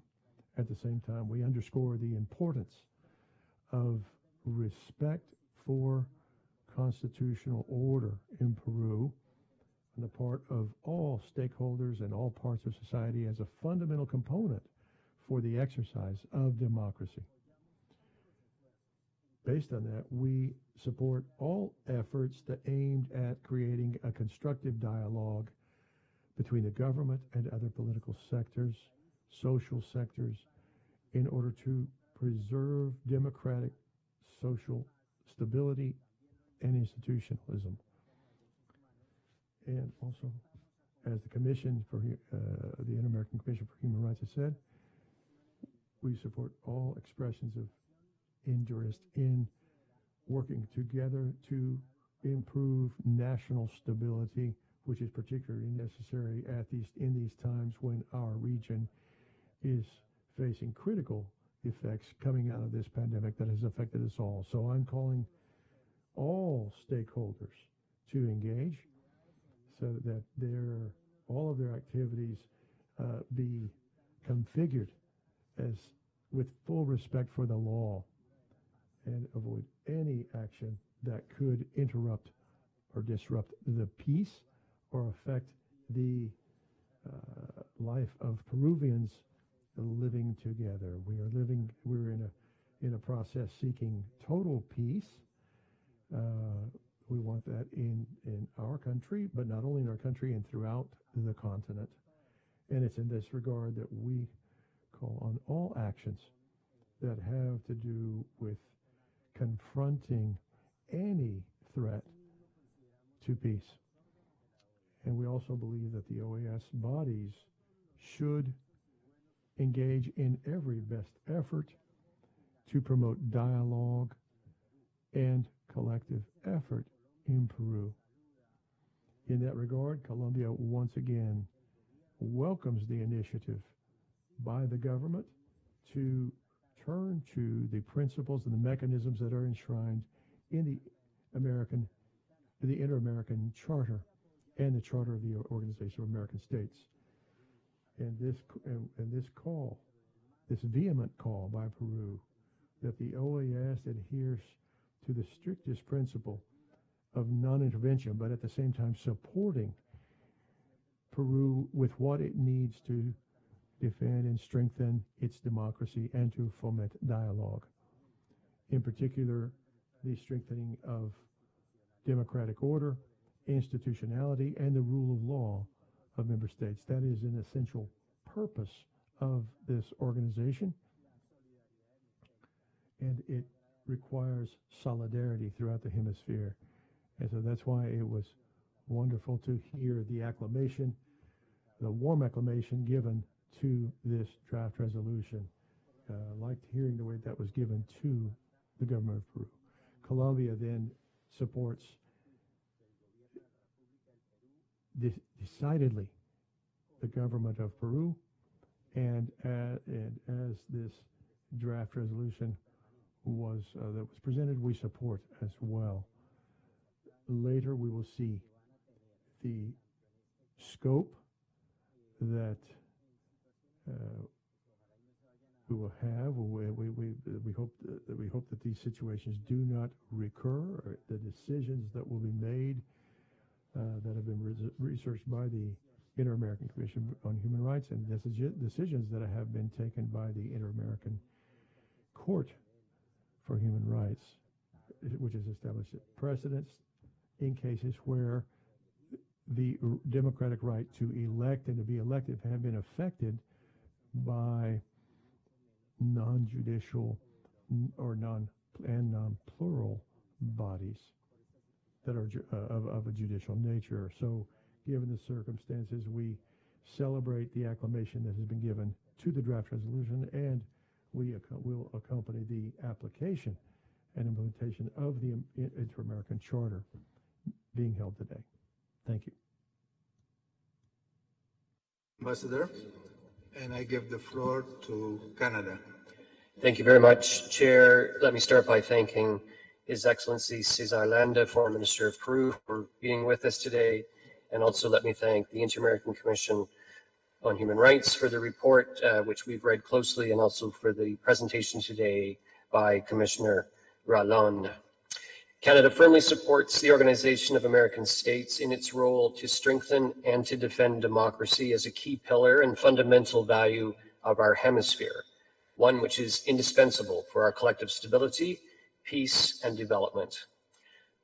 Peruvians have a right to democracy, and their elected representatives have an obligation to promote and defend it and to uphold the public interest. We therefore encourage dialogue and call on all relevant parties to act in full respect of Peru's constitution and to uphold the rule of law. The high-level group that we have agreed to today has the potential to play a useful role. It will be important that it hear from all actors, including civil society. Canada looks forward to future discussions about the mandate and composition of the high-level group. Thank you, Mr. Chair. Thank you, Ambassador. I give the floor now to Argentina. Muchas gracias, Presidente. Thank you very much, Mr. Chairman, and welcome to the Chair of the Permanent Council. First of all, Argentina supports in a resolute way this proposed resolution because it is so requested by the affected state. So that is an essential condition so that there will be no doubt whatsoever that this is a tool of external intervention. This is a request made by the affected state. Secondly, to speak from a Latin American perspective, or to speak from the point of view of what affects my own country. And recently, the ambassador for Colombia was saying that this is on behalf of the entire region. And it is so familiar. This whole situation is so familiar to me when I was hearing the accusation by the prosecutor in Peru, the accusation by some of the parliamentarians, the defense, a very clear defense that was done by President Castillo in his speech, in his address to the Peruvian nation. It was so familiar to me that it seems to me that it represents us all, or at least it represents the country I represent. So this mechanism is very familiar to us all, this modern, more sophisticated mechanism of destabilization to create this environment of a public condemnation to public policies, and then is it resort to institutions to solve the condemnation that previously they attempted to install in society.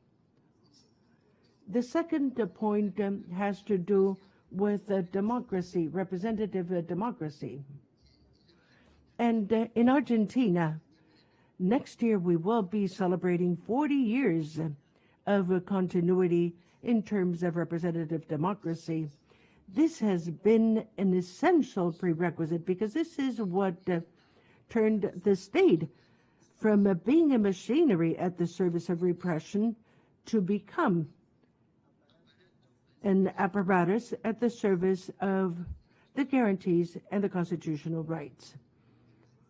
But representative democracy is a necessary precondition, but not sufficient in order to consolidate a full democracy. Because also in the course of these 40 years, at least in my country, but perhaps there might be a similarity with other processes, there was institutional stability, there was representative democracy, and then they felt all the social indicators collapsed abruptly. So this means that there's one procedural part of democracy that is met, but there's a structural side to it that is pending.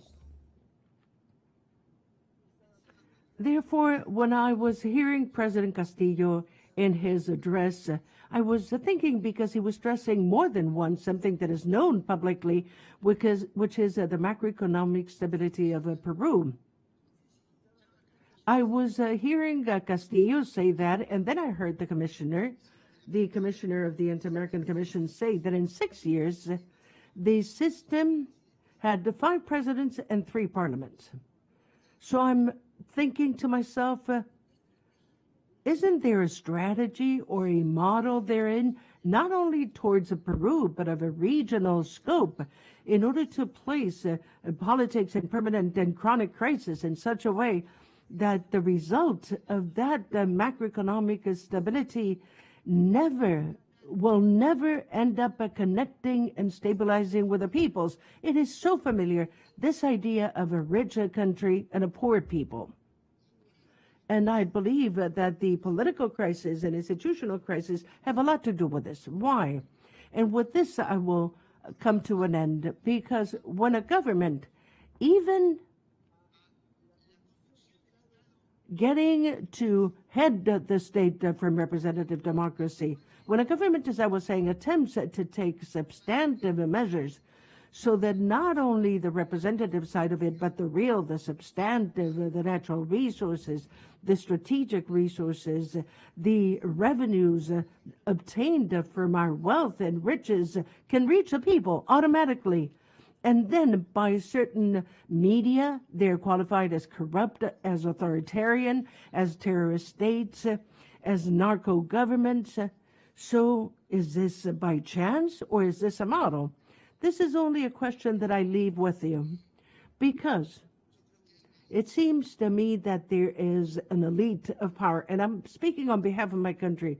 I hope and I assume that there might be some similarity that does not tolerate these elements of democracy, that the most profound of the people, that the most plebeian of a lower stature, of a face of the skin that is not as white as other white-skinned individuals, will come to the helm of the state. That is not tolerated by the economic power. And thus, and I finish with that with a lot of emphasis, we believe that there's no prosecutor, there is no sector, no parliamentary fraction that can be more legitimate and more important in democratic terms than the will of the people, in this case expressed by the will of the Peruvian people. Thank you, sir. Thank you, Ambassador. I give the floor now to Costa Rica. Buenas tardes a todos. Muchas gracias, señor presidente. Me uno a los que me han antecedido en el uso de la palabra al decir. Good afternoon, and I join others who've expressed their congratulations in having you as the chair of this permanent council, and we wish you the best of success, sir.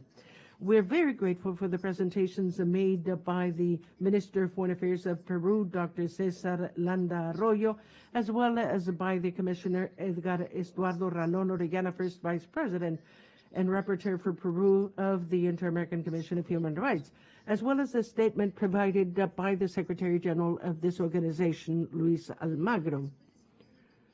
Out of these, they undoubtedly provide interesting and useful information in order to better understand the situation that is currently affecting Peru. As was well stated by Commissioner Ralón, the Inter-American Commission issued a communique, and they said that as a result of their work visit to Peru, the observed risk to democratic institutions in the country and called upon all institutions to exercise their mandate abiding by legal standards and due process. And this is a constant challenge that we face at a global level of all democracies. And this current special meeting of the Permanent Council calls upon us to conduct a collective analysis of these situations that are affecting the political and institutional democratic process. And for those purposes, for 21 years, this organization has had a valuable instrument that reaffirms the commitment of our region with the protection of democracy, as is the case with the Inter-American Democratic Charter. It does provide us a toolbox that is empowered for member states. It is at their disposal so that they will request and receive assistance for the strengthening and the preservation of institutional democracy. There, where we can see that there are threats to institutional stability and constitutional order. Costa Rica launches an appeal so that we can follow a process of dialogue amongst all social and political stakeholders in Peru with a view to preserving and respect to the constitutional legal order. Thank you, sir.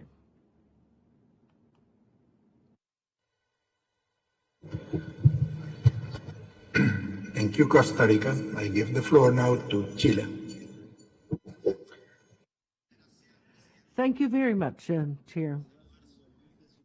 I greet you for beginning your term at the helm of this Permanent Council, and our best wishes, offering our cooperation so that you will be successful in this mandate. Chile reaffirms its commitment to democracy and human rights as the basic principles for coexistence in any circumstance, time, and place. We do so because in order to reactivate the Democratic Charter when faced with the political situation that we witness in the sister nation of Peru, the first step is that we want to focus the debate based on the principles and not the uniqueness or peculiarities of one country or another. Because here, dear colleagues, we're not talking about ideological coincidences, political coincidences, judgments of value judgments, and many situations that have to do with a political debate. These considerations find a space in the internal circumstances of each one of our societies, and it must be like that. Today, we're called upon to deal with a different situation, and I believe that the words by Commissioner Rolón and the report by the Inter-American Commission on Human Rights have framed things adequately. And please allow me to quote the communique that was published yesterday by the Commission, where they say that this body of the Inter-American world is aware of the fact that all states have their own institutional design and their mechanisms against corruption, and end of quote. In spite of that, and I continue within the quote, the phenomenon of corruption ought to be combated with the rule of law and respect for human rights, in particular due process and the principle of legality, end of quote. So it is well said by the Commission that this has to do with an issue of democracy and human rights, the pillars of our organization that maintain the closest of the links, and therefore Chile co-sponsors the resolution. And we support that this Organization of American States, of which we are members, to play the role that it has to play in bringing together positions and use its efforts in order to reach agreements, as stated by the resolution, in saying that we need to promote the dialogue and the strengthening of the democratic system of government. That is what this is all about, to resort to democratic institutionality that many states see, which is an essential tool of inter-American international law when dealing with a request, as the Charter itself says, a request by a government of a member state. I do not wish to be repetitive, but this is what Chile sees in order to face each one of the problems faced by each one of our democracies. More dialogue, more ability and capacity to hear, more debate, more agreement. In a nutshell, Mr. Chairman, more democracy. Thank you.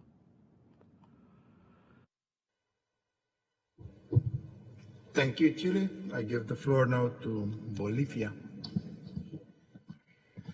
Muchas gracias, señor. Thank you very much, Mr. Chairman, distinguished Secretary General, distinguished Assistant Secretary General, distinguished ambassadors. Special greetings to Commissioner Rolón and His Excellency Cesar Landa Arroyo, Minister of Foreign Affairs of the Republic of Peru. Please allow me in principle to join in the congratulations addressed to the new chair of the Permanent Council and to wish you the best of success in the work to be done in the coming 3 months. The issue that brings us here today is not a minor issue. It is the defense of a constitutional government legally constituted, exercising its duties. A president of a popular origin that was selected in a democratic process through the votes that led him to legality and institutionality followed in the Republic of Peru. We've witnessed an endless judicial threats and political threats against the President Castillo. And ultimately, they only represent intolerance of conservative sectors, retrograde sectors of the sister nation against a simple president that was anointed by the simple sectors of the Peruvian reality. The situation of not accepting a government, in some cases indigenous or popular, and in other cases a revolutionary government, not accepting a plebeian term, to use a term that was used by Ambassador Raimundi, show a growing trend in our region. Bolivia was not the exception.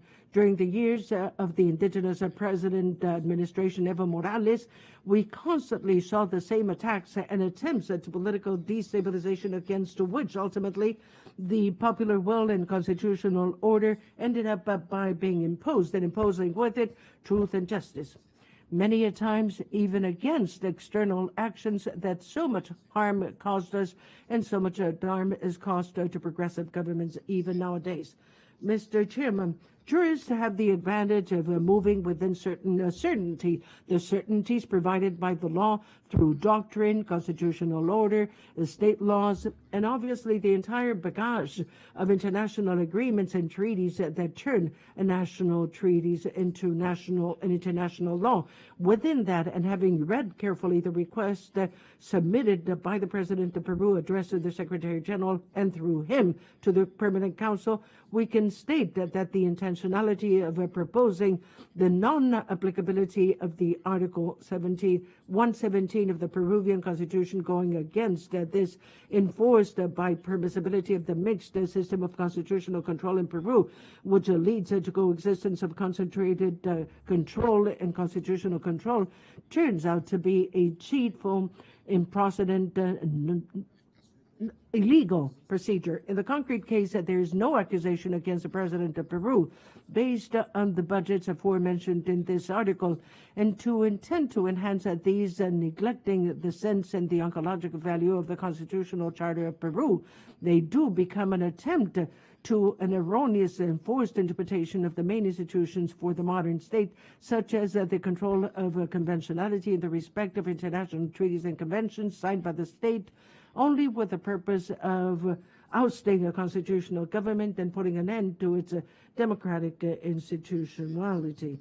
Mr. Chairman, dear governors, we have serious concerns regarding the way of interpretation and enforcement of the Inter-American Democratic Charter. In different situations in these over 20 years of its existence, many a times the Charter has attempted to be used in order to affect and delegitimize popular governments. Some other times it has been completely absent. 3 years ago precisely, when the Bolivian democracy came down, no one was motivated and led to enforce this document that could have saved human lives in the coup and the constitutional breaking that we had in Bolivia exactly 3 years ago. However, Mr. Chairman, beyond the observations and criticisms that we might have today, legitimately before this Permanent Council, we see the defense of a democratic institution and a president legally constituted by the government that was legally constituted in this sister nation. Consequently, all we can do is provide our full support, our full cooperation, and our full, firm, and resolute participation in favor of the constitutional government of President Pedro Castillo Terrones. And we invoke, as does the resolution approved by consensus and unanimously in this plenary, to respect the decisions of this country, to enforce constitutional law, and to respect the rule of law, which is nothing else but subjecting those that are governed by and the subjection of a people to the empire of Constitution and the law. We echo the legal side, the appeal and the decision by the Inter-American Court of Human Rights in the sense that the Constitutional Tribunal in Peru be called upon to become an arbiter that will avoid excesses that will interrupt the principle of legality and due process, which by not being respected might bring about impacts on a legally constituted democracy. Thank you, sir. Thank you, Bolivia, and I give the floor to Ecuador. Gracias.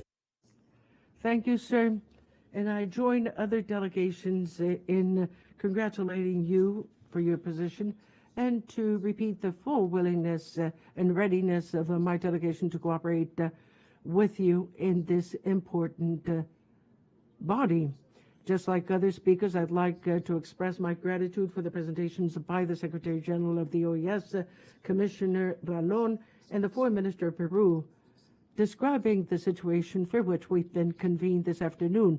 It is simply an extremely important situation, and on which it is essential to point out, as other delegates have done this afternoon, that representative democracy is the system of government through which the citizens of a state, in a free and voluntary way, can express their views and exercise their rights to elect their officials.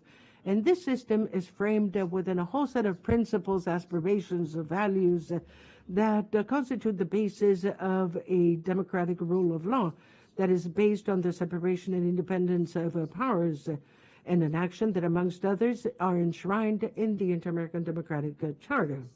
It is necessary to acknowledge that many factors of different nature and scope can affect, without distinction, any one of our societies in the hemisphere, and can have a negative impact, not solely and exclusively on socioeconomic matters, but essentially on political issues, and that could have consequences in a democratic system. None of our countries, none of our governments is exempt from this risk. And this precisely forces the leaders and the authorities of all nations, legitimately elected nations by their peoples, to strengthen the operation of their country, their societies, uphold the rule of law through a real institutional strengthening, transparency, the fight against corruption, without the political persecution, and ensuring full exercise of all rights in a climate of freedom, respect, and the rule of law, observing due process in all cases.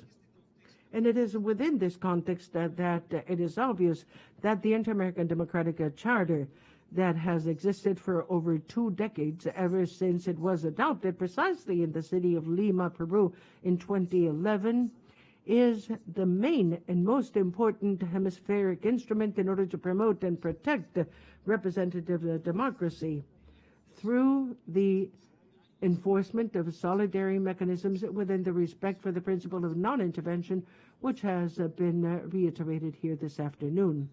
The Democratic Charter, and it has so been pointed out by my colleagues, contains valuable elements that can be used by member states of the OAS in order to request preventive measures to allow us to defend the practice of democracy and to support the work of their authorities. Essential and valid, particularly when they're invoked by the country in question, and to which the Inter-American community is convened and called upon to respond in keeping with the procedure and with the mechanisms provided for in the instrument itself. And consistent with that, Ecuador has supported the resolution that was just adopted, convinced that it is adequately and fairly framed within the spirit and the terms of the Charter, and which is in keeping with the legitimate request submitted by a member state in order to preserve and defend democratic institutionality that has decided to enforce no other than a modality guaranteed in the norms and provisions of our organization. Thank you, sir. Thank you, Ecuador. I give the floor now to Paraguay. Muchas gracias, presidente. Primeramente, thank you very much, Chair, to express our congratulations for being appointed to the chair of this permanent council. We're certain that you will do a wonderful job. In connection with the issue that brings us to this special meeting, above all, we wanted to thank you for the report submitted, be it by the Foreign Minister of Peru, Mr. Landa, as well as the Commissioner Ralón. And obviously, we take due note of these reports and statements, and we consider these to be very interesting. In that regard, it is simply up to us to value the closeness of the Peruvian government by approaching this organization, requesting cooperation on the basis of a tool stipulated in our inter-American law that might be used to defend our democracy and in order to reach a peaceful settlement in a country. And for us, obviously, this has to be quite relevant, and we have to offer all possible cooperation. And above all, much more so taking into account the fact that this resolution was adopted by acclamation. So in view of this request, we urge all member states to cooperate from all possible sectors in order to execute the mandates stipulated in the adopted resolution in all its provisions. Obviously, respecting the principle of non-intervention in the domestic affairs of a country. Obviously, this is always a sensitive issue. We all have to analyze this and to safeguard these principles of international law and to act as a bridge between all political stakeholders and all those involved. Thank you, sir. Thank you, Paraguay, and I give the floor now to Panama. Gracias, presidente. Siendo la Thank you, Mr. Chairman. Since this is the first time that I take the floor, sir, I want to congratulate you and to offer yours truly, as well as the delegation of Panama, to do everything possible so that you will have full success. Would like to thank the Secretary General for his statement, the Assistant Secretary General, and would like to reaffirm our conviction in a representative democracy as an essential element for stability, peace, and the development of the region. Since we only ensure democratic systems through access to power by abiding by the rule of law, holding periodical, free, and fair elections as an expression of the sovereignty of the people, and the separation and independence of public powers. We also stress the importance of a multilateralism that, acting within the framework of the principles of self-determination and non-intervention, it cooperates in the strengthening of democratic systems through processes of dialogue amongst all those involved, always on the basis of instruments and guidelines that the states that make up the inter-American system have agreed for those purposes. Panama reiterates its vocation to dialogue and to abide by democratic, peaceful, and participatory ways, which are those ways that are the only ones possible in order to preserve the right of peoples to democracy. And we also offers its country in the mission of Peru, the Peruvian people, and the government of Peru. Thank you, sir.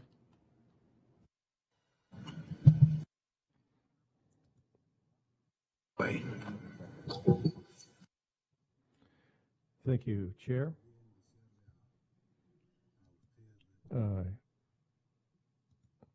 En este ejercicio de I wish you the greatest success as chair.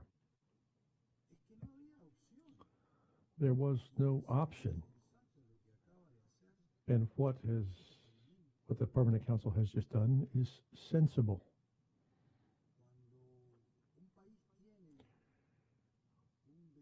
When a country faces a challenge like the one Peru is facing now, and when its democratically elected authorities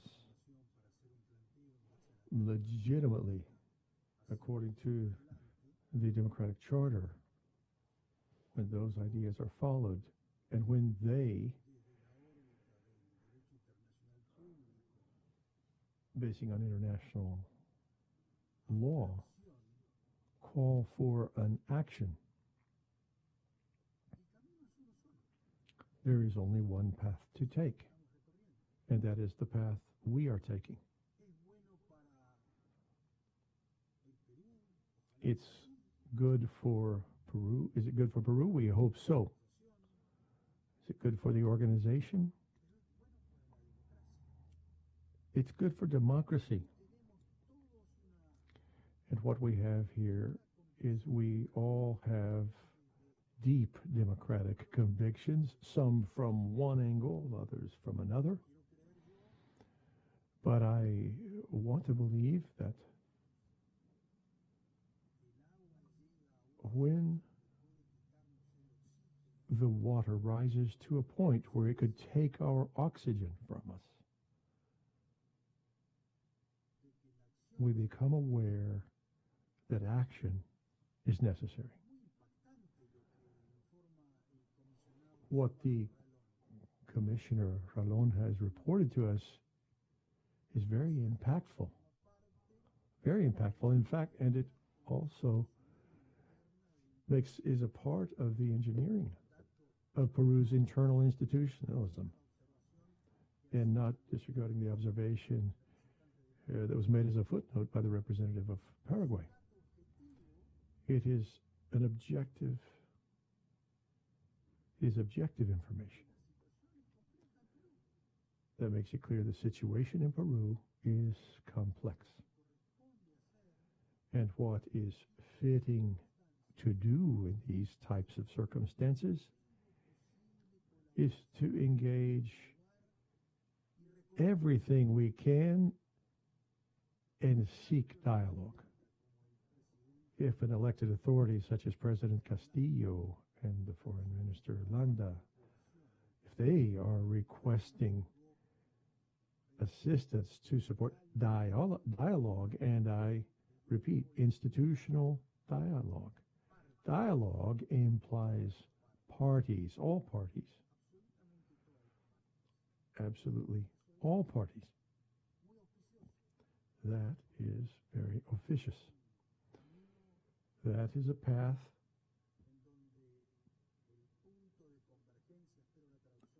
along which the point of convergence, the point of coming together, that is the most important. When in political sciences, when societies are in conflict, the solution, as Maurice Duvalier said, the solution is to find understanding, points of consensus. That is the path. When there is a conflict, the solution is to find that point of understanding, and we need to follow that path. And we ask, can the OAS assist in this?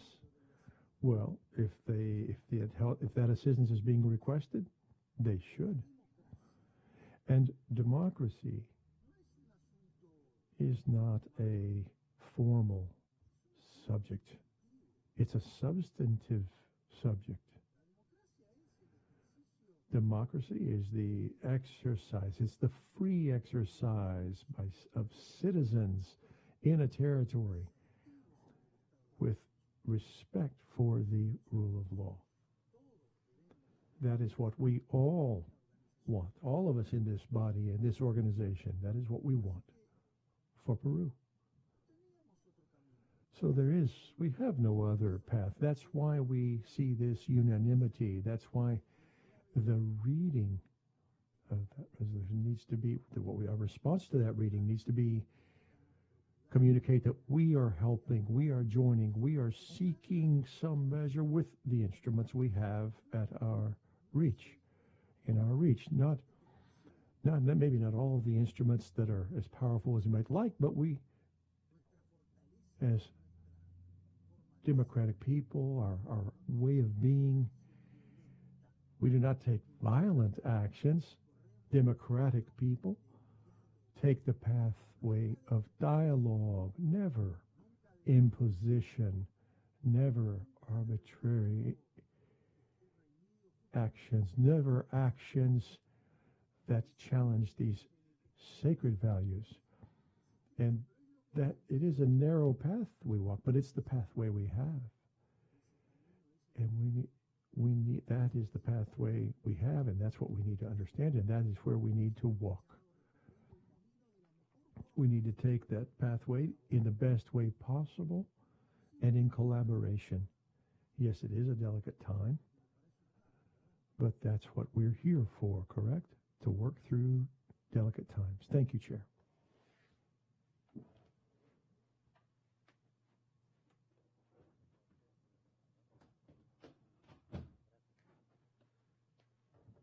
Thank you, Mr. Chair.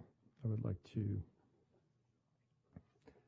take the moment to wish Your Excellency great success in your work as Chair of the Permanent Council. In the name of the Brazilian delegation, I would like to thank the presentations made by the Secretary General, by Commissioner Raron, and foremost, I would like to highlight the presentation made by the Foreign Minister of our sister country, Peru, Dr. Cesar Landa. It was very important for us to have the Foreign Minister's presence in this session of the Permanent Council. I would also like to highlight the excellent moment we are living in our bilateral relations between Brazil and Peru. In February of this year, when we had an in-person meeting in the state of Brazil, in the Brazilian state Rondônia, highlights the importance of the elements that have been brought here by the Peruvian government for consideration by the Permanent Council, and highlight the importance of the resolution that this afternoon has been approved. We manifest Brazil's agreement that the Council and the organization give due relevance to this political issue in Peru. Thank you, Mr. Chair.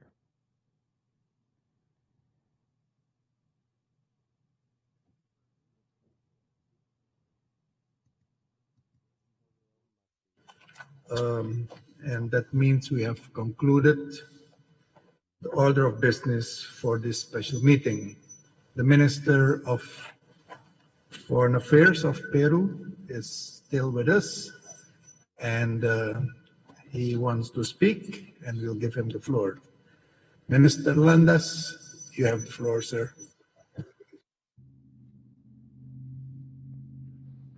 Thank you, Mr. Chair. I want to thank all delegations for adopting the resolution today in the OAS. We are sure that this will help in opening spaces for dialogue and for coming together to preserve the democratic process in Peru. I also want to thank, in particular, the delegations of Antigua and Barbuda, Colombia, Guatemala, and the Dominican Republic and Chile for having accompanied this draft resolution from the beginning, backing the protection of the democratic process of institutions in Brazil.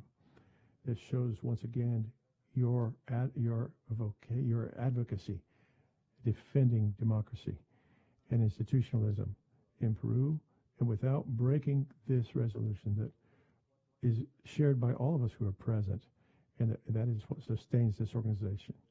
And finally, I would like to thank the pronouncements by the delegations, by the permanent representative who requested the floor. Thank you very much to each of you.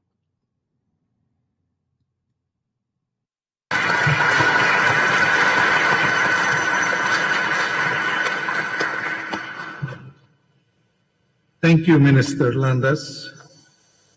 And with this, we have come to the conclusion of this meeting. I think it was important that we adopted this resolution by acclamation and that many of you spoke out to support it. We will take all these comments and they will be recorded in the minutes of the meetings. I have also seen that you have noticed that there's a different chair in the chair, and I thank you for all the support. I think I will need it in the coming months, and we will record all those promises for support, so we will come back to that when we really need it. Thank you all, and I adjourn this meeting.